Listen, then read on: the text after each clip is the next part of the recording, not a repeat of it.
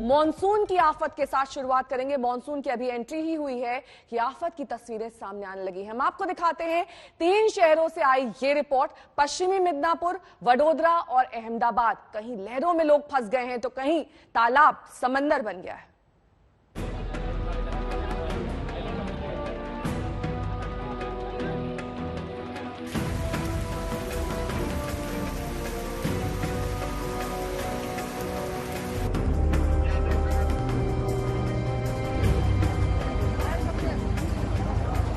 ये लहरों के खिलाफ लड़ाई है। मूसलाधार बरसात से नदी उफान पर है और 6 लोगों का एक समूह पानी के प्रहार से अपने ठेले को बचाने के लिए जूझ रहा है। पानी की लहरें इतनी तेज थी कि एक शख्स का हाथ छूट गया। हालांकि राहत की बात ये थी कि उसे तैरना आता था और वो किनारे लग गया। ये तस्वीर पश्चिमी मिदनापुर जिले के घाटल इलाके की है। कुछ दिनों की मूसलाधार बारिश से यहाँ की 2 बरसाती नदियाँ झूमी और शिलावती उफान पर हैं। नदी में आई बाढ़ से गांव की कई सड़कें कट चुकी है। लोग त्राहिमाम कर रहे हैं। अब गुजरात के वडोदरा शहर की इस तस्वीर को देखिए। आंधी और बारिश के बीच वडोदरा का सुरसागर तालाब किसी समंदर की तरह नजर आ रहा है। पानी का तेज प्रवाह देखिए, ऐसा लगता ही नहीं कि ये कोई तालाब हो। भारी बारिश और तेज हवा से वडोदरा शहर में त्राहिमाम मच गया। शहर में कई होर्डिंग और पेड़ गिर चुके हैं। जगह जगह जल जमाव है। बारिश और आंधी ने तांडव अहमदाबाद में भी किया। ये तस्वीर अहमदाबाद एयरपोर्ट की है। तेज हवा के चलते विमान के पास खड़ी सीढ़ी विमान के विंग से टकरा गई। राहत की बात ये रही कि इस टक्कर से एयरपोर्ट के किसी स्टाफ को कोई नुकसान नहीं हुआ। विमान भी उस वक्त खाली था। हालांकि विमान को नुकसान हुआ है। अहमदाबाद से गोपी घांगर के साथ आज तक ब्यूरो। तो आपने देखा किस तरीके से मूसलाधार बारिश ने बिहार और यूपी के कई जिलों के सामने मुश्किलें खड़ी कर दी हैं। ये वो जिले हैं जो हर साल बाढ़ का शिकार होते हैं। भारी बारिश होते ही नदियां उफान पर आ जाती हैं, जिससे पुल बह जाते हैं, रास्ते कट जाते हैं और गांव के गांव जलमग्न हो जाते हैं। यूपी के कूड़ा घूगी नदी में पानी का उफान देखिए। नदी के किनारे से पहले बाइक सवार रेस लगाते थे और अब पानी की लहरों से लड़ते हुए जाना पड़ रहा है। पिछले कुछ दिनों से हो रही बारिश से नदियां उफान पर है। बाढ़ का पानी कई गांवों में घुस गया है। धान की फसलें जलमग्न हो गई है। कई गांव चौतरफा पानी से घिर चुके हैं। कई जगहों पर ग्रामीण बांधों पर ठौर लेने के लिए मजबूर हो गए हैं। इनकी शिकायत है कि अब तक प्रशासन की ओर से किसी ने उनकी सुध नहीं ली। बाढ़ तो बारिश के मौसम में बाढ़ आयल है। अभी फसल के नुकसान ढेर भा है। कितना नुकसान बा? अरे ये हुआ है 4,000 5,000 के नुकसान भाई है। 50-60 बीघे जो देखे ओखे आ रहा है आपके सामग्री में ये कुछ मिला है? ना ही क्यों नहीं आया है। हाँ ठीक है। यूपी के श्रावस्ती जिले का हाल देख लीजिए। पूरा इलाका पानी पानी है। बारिश से राप्ती नदी में उफान है और इसका शिकार हो रहे हैं राप्ती के किनारे बसे गांव। देखिए कैसे ये झोपड़ी चारों तरफ से पानी से घिर गई है। राप्ती में उफान से करीब 2 दर्जन गांव के लोग खौफ में हैं कि कहीं जमीन को काटते हुए नदी उनके घरों को अपनी चपेट में ना ले ले। डीएम समेत प्रशासन के आला अधिकारी कल हालात का जायजा लेते हुए नजर आए। ये तस्वीर सीतापुर जिले के रामपुर थाना क्षेत्र की है। डीएम और एसपी बाढ़ प्रभावित गांव का निरीक्षण करने पहुंचे थे, लेकिन खुद उनकी ही गाड़ी दलदल में फंस गई। किसी तरह ग्रामीणों की मदद से गाड़ी को बाहर निकाला गया।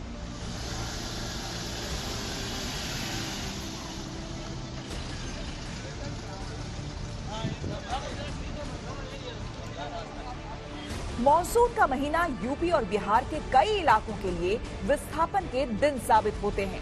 बिहार के गोपालगंज जिले की इस तस्वीर को देख लीजिए। गंडक नदी में उफान आया तो लोग सामान समेटकर ऊंचाई वाले इलाकों की तरफ निकल पड़े। गंडक नदी में जलस्तर बढ़ने से गोपालगंज के निचले हिस्से में बसे 50 से ज्यादा गांव में पानी घुस चुका है। दियारा इलाके के सैकड़ों हेक्टेयर फसल बाढ़ में डूब गए हैं।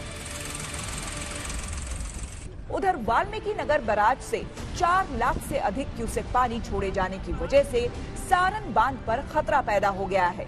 इसे देखते हुए गंडक नदी पर बने सत्तार घाट पुल के अप्रोच रोड को सरकार ने खुद कई जगहों से काट दिया है ताकि पानी निकलने में दिक्कत न हो। इस पुल का उद्घाटन मुख्यमंत्री नीतीश कुमार ने पिछले साल 16 जून को किया था। हम मौजूद हैं गंडक नदी के 70 घाट पुल पर और ये 70 घाट पुल जो है इसको बंद कर दिया गया है क्योंकि कई जगहों पर अप्रोच इसका काट दिया गया है। आपको हम दिखाना चाहेंगे कि गंडक नदी की धार को चूंकि कल शाम में 4 लाख से ज्यादा पानी वाल्मीकि नगर बैराज से छोड़ा गया है, वो पानी यहाँ पहुंचने वाला है। और आप देख सकते हैं कि अभी के जो हालात हैं, किस तरीके की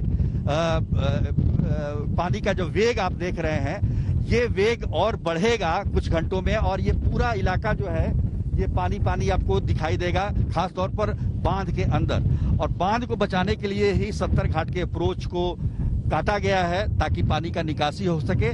सबसे ज्यादा खतरा जो बांध के अंदर के गांव के रहने वाले लोग हैं उनको लेकर है। यूपी बिहार में तमाम जिले बाढ़ के खतरे में आने लगे हैं। अभी मानसून की शुरुआत ही हुई है। ऐसे में आने वाले दिनों के लिए बाढ़ वाले इलाके में रहने वालों को सावधान रहना होगा। आज तक ब्यूरो। बात अब एक और सैलाब की करेंगे। जी हां, हिमाचल प्रदेश में उमड़ा है सैलानियों का सैलाब। लॉकडाउन की वजह से करीब 1.5 साल तक घरों में कैद रहे लोग पाबंदी हटते ही सुकून की तलाश में हिमाचल प्रदेश का रुख कर रहे हैं। हालात ये हो गए हैं कि हिमाचल के रास्तों पर सैलानियों की वजह से जाम लगने लगा है।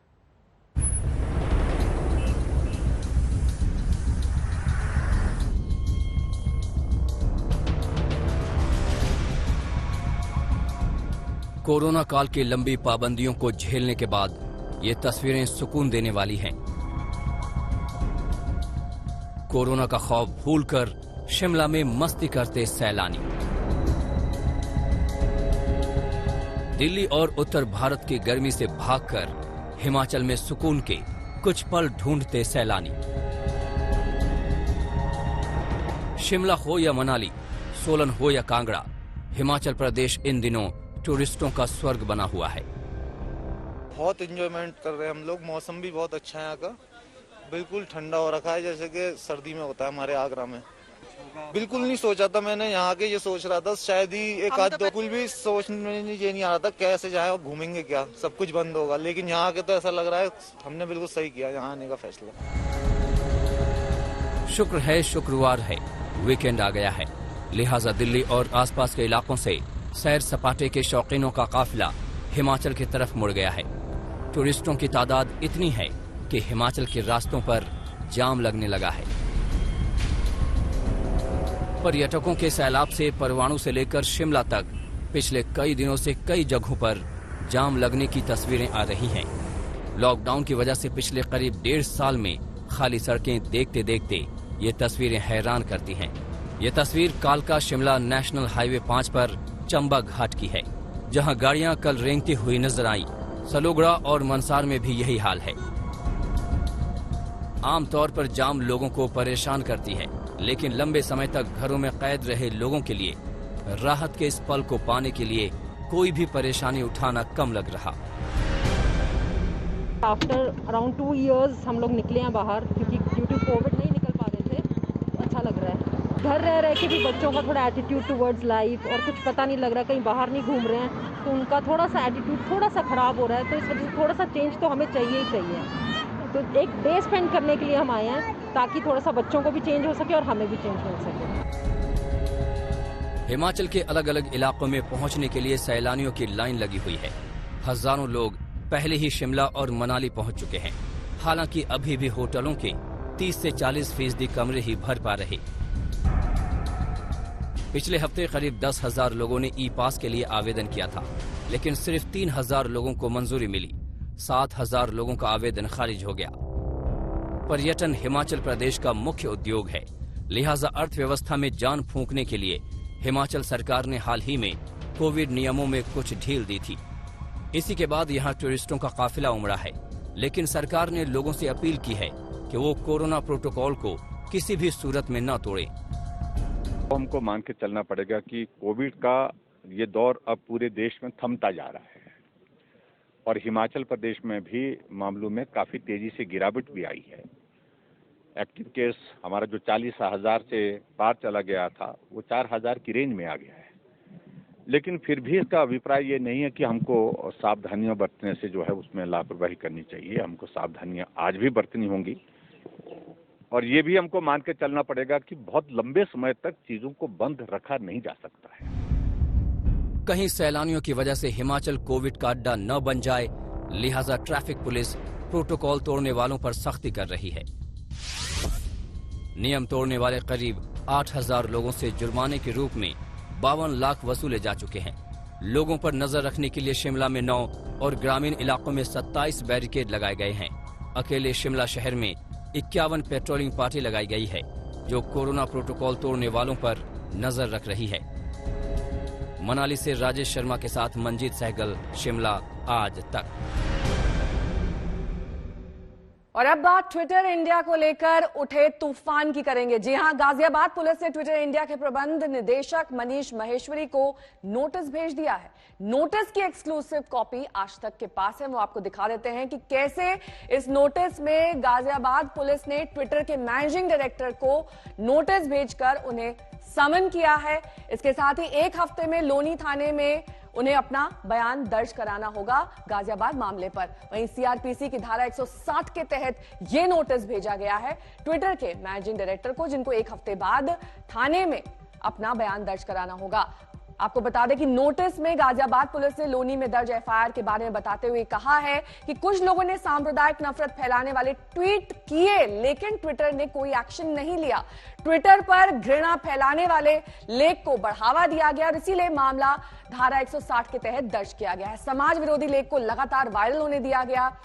अब आपको दिखा देते हैं कि कैसे इस पूरे वायरल वीडियो को लेकर बवाल मच गया है। ये वो नोटिस है जो ट्विटर के मैनेजिंग डायरेक्टर को भेजा गया है। इसमें धारा 160 के तहत मामला उन पर दर्ज कर लिया गया है। उनसे कहा गया है कि अपना बयान निकटतम थाने में दर्ज कराएं। यह वही नोटिस है और इसकी कॉपी आप आज तक पर एक्सक्लूसिवली देख सकते हैं। गाजियाबाद पुलिस की तरफ से ट्विटर के मैनेजिंग डायरेक्टर को भेजा गया ये नोटिस। और इस बीच आज ट्विटर के अधिकारी संसद की समिति के सामने पेश हो सकते हैं। संसद की जिस समिति के आगे ट्विटर के अधिकारियों को पेश होना है, उसकी अगुवाई शशि थरूर कर रहे हैं। संसदीय समिति के सामने ट्विटर को बताना होगा कि अपने मंच के दुरुपयोग को रोकने के लिए वो क्या कर रहा है। शशि थरूर की अगुवाई वाली सूचना और प्रौद्योगिकी संबंधी संसदीय समिति ने ट्विटर और फेसबुक समेत सोशल मीडिया की कई दिग्गज कंपनियों को समन भेजा। हिमांशु मिश्रा मेरे सहयोगी इस वक्त तमाम जानकारी के साथ जुड़ गए हैं। हिमांशु, आज जो ये संसदीय समिति के सामने पेश होना है, ये पूरी कार्रवाई कितने बजे की रखी गई है और इसमें क्या कुछ आज हम एक्सपेक्ट कर सकते हैं, क्या उम्मीद की जाए? देखिए, बिल्कुल ये जो संसदीय समिति की बैठक है ये 4 बजे है और इस बैठक के अंदर तमाम उन चीजों को लेकर पूछताछ की जाएगी सभी सोशल मीडिया के प्लेटफॉर्म से, खासतौर पर ट्विटर से, कि जिस तरीके के मैनिपुलेटेड हैशटैग चलाए जाते हैं, जिस तरीके का कंटेंट प्रोवाइड किया जाता है जो ठीक नहीं है और इंडियन आईटी मिनिस्ट्री की जो गाइडलाइन है सोशल मीडिया के लिए उसको पालन नहीं किया जा रहा है। बहुत से प्लेटफॉर्म्स ने इस चीज को मान लिया है, लेकिन ट्विटर को लेकर अभी भी जो है विवाद जारी है और उसको लेकर तमाम तरीके के सवाल जरूर किए जाएंगे। लेकिन बड़ी बात यह है नेहा कि कल जिस तरीके से ममता बनर्जी ने ट्विटर के पक्ष में आकर स्टेटमेंट दिया, उसके बाद आज जो आईटी संसदीय समिति की बैठक होगी उसमें महुआ मोइत्रा जो बहुत ही वोकल सांसद हैं टीएमसी की, वो भी रहने वाली हैं, वो इसको लेकर जरूर सवाल उठाएंगी। लेकिन जहां तक मेरी जानकारी है बीजेपी के तमाम सांसद उसका यही जवाब देने वाले हैं कि ये बताइए कि क्या ममता बनर्जी ने कभी कोई भारत सरकार को चिट्ठी नहीं लिखी है कि ट्विटर का ये कंटेंट जो है वो ठीक नहीं है, इस कंटेंट को हटाना चाहिए। तो तमाम तरीके के ये कह सकते हैं कि बहुत ही आज जो ये बैठक रहने वाली है ये हंगामेदार रहने वाली है, क्योंकि कांग्रेस की तरफ से जरूर कहा जाएगा कि जिस सोशल मीडिया प्लेटफॉर्म्स का कभी जो है प्रधानमंत्री नरेंद्र मोदी कहा करते थे कि सोशल मीडिया एक अच्छे प्लेटफॉर्म है, लेकिन आज उसी को लेकर किस तरीके के जो है कार्रवाई की जा रही है और किस तरीके की गाइडलाइन है उनको दबाने की कोशिश है, ये कांग्रेस की तरफ से जरूर कहा जाएगा। लेकिन बीजेपी ने यह तय कर लिया है कि इसका जवाब दिया जाएगा, क्योंकि भारत की जो संविधान के अंदर जो गाइडलाइन बनाई गई है उसका पालन करना सभी को जरूरी है। बहुत बहुत शुक्रिया हिमांशु इस तमाम जानकारी के लिए आपका। अब बात नंदीग्राम पर छिड़े संग्राम की कर लेंगे, क्योंकि ममता बनर्जी चुनाव यहां से हार तो गई, लेकिन पश्चिम बंगाल की सीएम ने दिल से अब तक हार नहीं मानी है। उन्होंने सीट की पूरी चुनावी प्रक्रिया को चुनौती देते हुए कलकत्ता हाईकोर्ट का दरवाजा खटखटाया है। ममता की ओर से लगाई गई याचिका सुनवाई के लिए सूचीबद्ध कर ली गई और आज सुबह 11 बजे हाईकोर्ट पूरे मामले की सुनवाई करेगा। नंदीग्राम में ममता अपने पूर्व सहयोगी शुभेंदु अधिकारी से करीब 1700 वोट से चुनाव हार गई थी। नंदीग्राम में इतना करीबी मुकाबला था कि मतगणना देर रात तक चली थी। ममता का आरोप है कि मतगणना में धांधली की गई। ममता ने नंदीग्राम से चुनाव लड़ने के लिए भवानीपुर की अपनी सीट छोड़ दी थी। जनता को वैक्सीन लगाने के नाम पर कैंप लगाकर फर्जीवाड़ा करने का मामला मुंबई में सामने आया है। दरअसल यहां पर पढ़े लिखे लोगों की सोसाइटी में वैक्सीन लगाने के नाम पर नकली टीका लगाकर पैसा वसूल रहे हैं।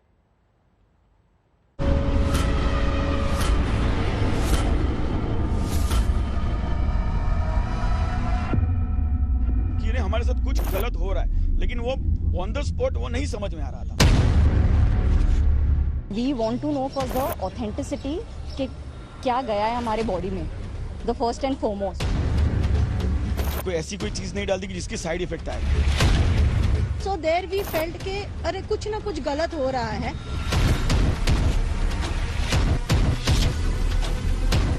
Of course it's a big scam. घोटाला, भ्रष्टाचार, करप्शन, लूट, ऐसा फर्जीवाड़ा जिसमें कुछ लोग आए, वैक्सीन लगाने की बात कही, वैक्सीन की डोज निकाली, टीके की डोज भरी, लेकिन शरीर में कोई वैक्सीन वाली दवाई नहीं, बल्कि ना जाने क्या इंजेक्ट करके करप्शन की कमाई करके चले गए। किसी गांव देहात में नहीं, बल्कि गगनचुंबी इमारतों के भीतर रहने वाले लोगों से वैक्सीन का दावा है करप्शन हुआ। किसी कम पढ़े लिखे समाज के लोगों से नहीं, बल्कि मुंबई के कांदिवली में करोड़ों के फ्लैट वाली हीरानंदानी सोसाइटी में समाज, सिस्टम और सरकार तीनों को सावधान करने वाली घटना होती है। मई के आखिरी हफ्ते में ही हीरानंदानी एस्टेट सोसाइटी में 3 लोग आए, कहा यहाँ वैक्सीन का कैंप लगाएंगे। सोसाइटी के 390 लोग उस वैक्सीनेशन कैंप में कोरोना से बचने का टीका लगवाने पहुंच गए। फिर ऐसा क्या हुआ कि यहाँ की सोसाइटी के सैकड़ों लोग एक डर में जीने लगे। संवाददाता सौरभ बख्तानिया आपको सजग करने वाली रिपोर्ट तैयार करने पहुंचे हैं। इस वक्त हम कांदिवली के वही सोसाइटी के बाहर मौजूद है जहां पर 30 तारीख को एक बहुत ही बड़ा वैक्सीनेशन ड्राइव रखा था। 390 लोगों को इस बिल्डिंग के जो रेसिडेंट है उनको वैक्सीन लगी, कोविशील्ड की वैक्सीन लगी, लेकिन उनमें से किसी को भी अगले 3 से 4 दिनों में कोई भी सिम्टम नहीं हुआ। यानी ना किसी को बुखार आया, ना किसी को बदन दर्द हुआ। आमतौर पर सभी को तो नहीं, लेकिन कुछ लोगों को ऐसे लक्षण वैक्सीनेशन के बाद आते हैं। हीरानंदानी सोसाइटी के लोगों को इसके बाद शक होने लगा कि कहीं ये उनके साथ टीकाकरण के नाम पर भ्रष्टाचार होने का लक्षण तो नहीं है। हमें सर्टिफिकेट्स प्रॉपर टाइम पे नहीं मिल रहे थे और हमें इसकी कोई साइड इफेक्ट नहीं हो रही थी, सिम्टम्स नहीं हो रहे थे। So we are worried about that thing. फिर 4-5 दिन तक हमको सर्टिफिकेट्स नहीं आए, तब जाके हमको ज्यादा इसके बारे में ज्यादा क्वेश्चंस होना शुरू हुआ। 30 मई को कांदिवली की हीरानंदानी सोसाइटी में कथित कैंप में टीका लगवाने वाले लोगों का शक तब और बढ़ गया जब इन्हें याद आया कि वैक्सीन लगवाते वक्त कैंप लगाने वाले लोगों ने फोटो नहीं खींचने दी। वैक्सीन लगाने के बाद किसी तरह का कोई सर्टिफिकेट तुरंत नहीं दिया। वैक्सीनेशन के कुछ दिनों बाद सर्टिफिकेट दिया भी तो अलग अलग अस्पतालों के नाम से भेजा गया। अब मुंबई की इस हाई राइज बिल्डिंग के लोगों का डर भी हाई राइज कर चुका है। डर इस बात का कि वैक्सीन के नाम पर न जाने क्या लगाकर करप्शन किया गया। सो देयर वी फेल्ट के अरे कुछ ना कुछ गलत हो रहा है। एंड देन सर्टिफिकेट जो आते हैं, जनरली गवर्नमेंट के सर्टिफिकेट जो आते हैं वो 15-20 मिनट में या विद इन 1-2 आवर्स आ ही जाते हैं, at the most 24 hours. But हम लोग को किसी को भी कोई भी सर्टिफिकेट नहीं आया। जो भी सर्टिफिकेट्स आए किसी को 1 हफ्ते के बाद, किसी को उसके बाद। अच्छा, सर्टिफिकेट पे वो कोविन ऐप में सर्टिफिकेट आ गया है, मगर किसी को नानावटी हॉस्पिटल, किसी को लाइफलाइन, तो वहां पे हमें रियलाइज हुआ कि कुछ गलत हुआ है। तो देन ये सब चीज अभी चालू हुई है, मगर now it is the life of 400 people. अच्छा, जिसको सर्टिफिकेट आ गया है तो अभी तो वो अपना पहला डोज ले भी नहीं पाएंगे, तो हम क्या करेंगे? तो we need help that what next is to be done. And ये जो सर्टिफिकेट है वो पहले वॉइड करना पड़ेगा या तो फिर एंटीबॉडी टेस्ट करना पड़ेगा। हमें वो भी नहीं पता है कि हमारे एक्चुअली बॉडी में गया क्या है। तो हम लोग सोच रहे हैं कि किसी डॉक्टर की एडवाइस ले और इसके बारे में आगे क्या कार्रवाई करे, सबकी इम्यूनिटी चेक करे कि क्या हुआ, हमें क्या इंजेक्ट किया है। पहले तो कोई ऐसी कोई चीज नहीं डाल दी कि जिसकी साइड इफेक्ट आए। We want to know for the authenticity कि क्या गया है हमारे बॉडी में। आज तक ने जब जनता के इस मुद्दे पर दस्तक देनी शुरू की तो पुलिस हरकत में आई। कांदीवली पुलिस ने जांच शुरू की, जिसमें अब तक पता चला एक नामी अस्पताल का कर्मचारी Rajesh Pandey, event management company से जुड़ा संजय गुप्ता और मुंबई में एक मेडिकल एसोसिएशन का पूर्व प्रमुख महेंद्र सिंह आरोपी हैं। राजेश पांडे का काम सोसाइटी और ऑफिसेज में वैक्सीनेशन कैंप लगाने की बात करना होता था। संजय गुप्ता का काम टीका लगवाने में ज्यादा से ज्यादा लोगों को जोड़ना होता था, जबकि आरोप है कि महेंद्र सिंह कथित वैक्सीन की डोज लाकर देता था, लेकिन कहां से पता नहीं, जिसके बदले एक रकम प्रति व्यक्ति ली जाती थी। हमसे 1260 रुपया लिया गया है। हमें बोला गया था 1200 रुपया ये इसका वैक्सीनेशन का चार्ज है और 60 रुपीज GST है। एक सोसाइटी में 390 लोगों के हिसाब से प्रति व्यक्ति 1260 रुपए लेकर दावा है कि कुछ ही घंटे में 4,91,000 रुपए का टीकाकरण स्कैम यहाँ अंजाम दिया गया, जिसमें 2 आरोपी हिरासत में हैं। महेंद्र सिंह अभी फरार है। बीएमसी ने भी इस मामले में जांच शुरू कर दी। इंक्वायरी का सबसे अहम पहलू होगा कि ये वैक्सीन कहां से लाई गई थी, क्या ये वैक्सीन जेन्युइन थी या फेक थी, और साथ में ये जो सर्टिफिकेट इश्यूज हुए हैं वो कैसे और किसने इनको इशू किए। अगर इसमें कोई भी इरेगुलरिटीज होगी तो बीएमसी खुद इस पूरे मामले में FIR दर्ज करेगी। जरूरी है कि आप भी सावधान रहें। कोरोना से बचाव में वैक्सीन लगवाना बहुत जरूरी है, लेकिन सरकारी और निजी अस्पतालों के अलावा कहीं भी टीका लगवाते वक्त उस अस्पताल, टीका लगाने वाले लोगों की प्रामाणिकता की पहचान जरूर की जाए। सौरभ वक्तानिया, मुंबई आज तक। बीते 1 साल में हमने चीन की नीयत देख ली, लेकिन भारत की ताकत भी सबने देखी। फिर चाहे बात बॉर्डर पर आमने सामने के टकराव की हो या फिर सेना को मजबूत बनाने की, ये टकराव आज भी खत्म नहीं हुआ है। लेकिन 1 साल में बॉर्डर पर खेल पूरी तरह से पलट गया है। भारत ने सुपर फास्ट स्पीड में इंफ्रास्ट्रक्चर को तैयार किया है।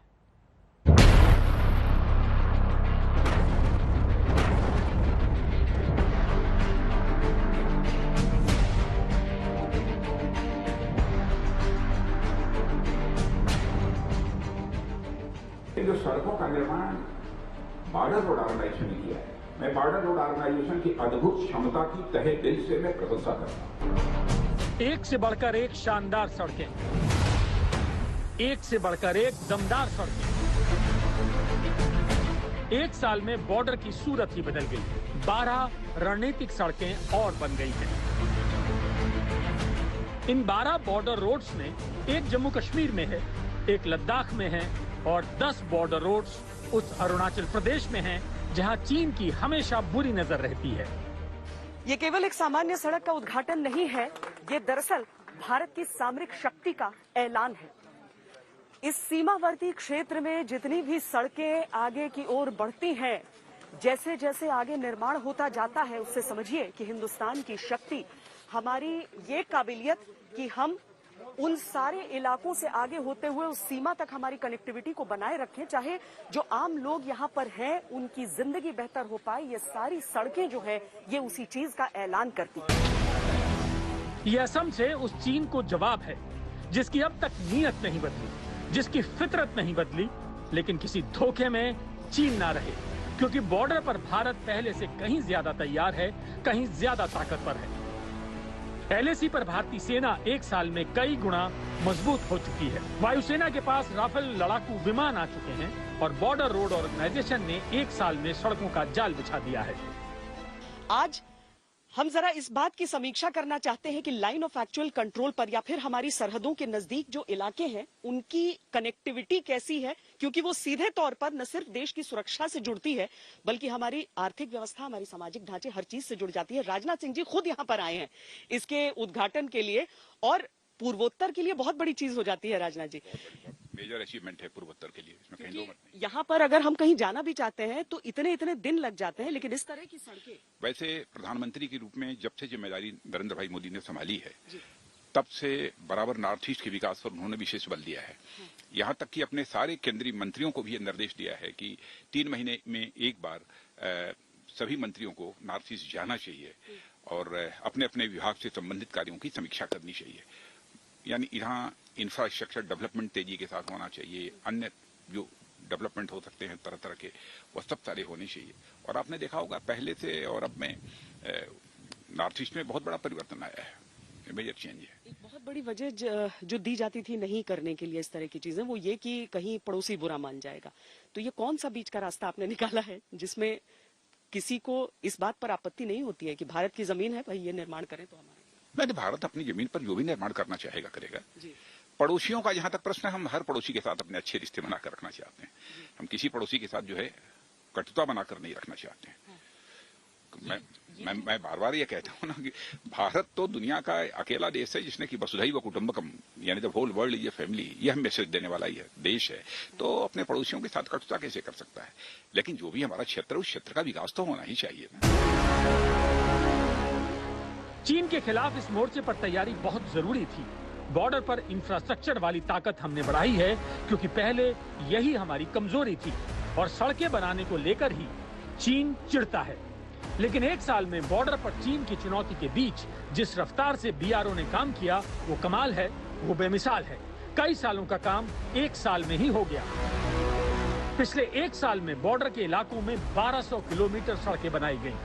इनमें 85% प्रोजेक्ट जम्मू कश्मीर, लद्दाख और अरुणाचल प्रदेश में पूरे किए गए। बीआरओ ने करीब 8,739 करोड़ रुपए के प्रोजेक्ट 2020-21 में कंप्लीट कर दिए। इसी वजह से इस साल का बजट बढ़ाकर 11,000 करोड़ रुपए कर दिया गया। बॉर्डर के इलाकों में इंफ्रास्ट्रक्चर ही किसी देश की सबसे बड़ी ताकत होता है, लेकिन इसे तेजी से तैयार करना आसान नहीं होता क्योंकि चुनौतियां बहुत होती हैं। फिर भी भारत ने पिछले 1 साल में खुद को तैयार किया। सभी फॉरवर्ड जगहों तक आवाजाही ठीक कर ली, कठिन से कठिन इंफ्रास्ट्रक्चर प्रोजेक्ट्स पूरे कर लिए। बीआरओ ने नामुमकिन को भी मुमकिन बना दिया। आपने एक साथ कई सड़कों का यहाँ पर उद्घाटन कर दिया है और लद्दाख से लेकर इस इलाके तक हम देख रहे हैं। बीआरओ ने पिछले 1 साल में बहुत तेजी से काम किया है। नहीं, बॉर्डर रोड ऑर्गेनाइजेशन के बारे में लोगों की धारणा बदल गई है। पहले आज के मैं कह सकता हूँ 15-20 वर्ष पहले कुछ धारणा बॉर्डर रोड ऑर्गेनाइजेशन के प्रति बहुत अच्छी नहीं थी। लोग कहते थे बहुत स्लो काम होता है, ये वो तरह तरह के लोग चर्चा करते। लेकिन आज बॉर्डर रोड ऑर्गेनाइजेशन के प्रति लोगों की धारणा बहुत ही अच्छी बनी है और किन कठिन परिस्थितियों में बॉर्डर रोड ऑर्गेनाइजेशन काम करता है, कोई प्रत्यक्ष जाकर देखे तो स्वतः ही उसको एहसास होगा। प्रतिकूल परिस्थितियों में, कठिन परिस्थितियों में बॉर्डर रोड ऑर्गेनाइजेशन ने बहुत ही अच्छा काम इस देश में किया है सीमाई सड़कों के निर्माण में।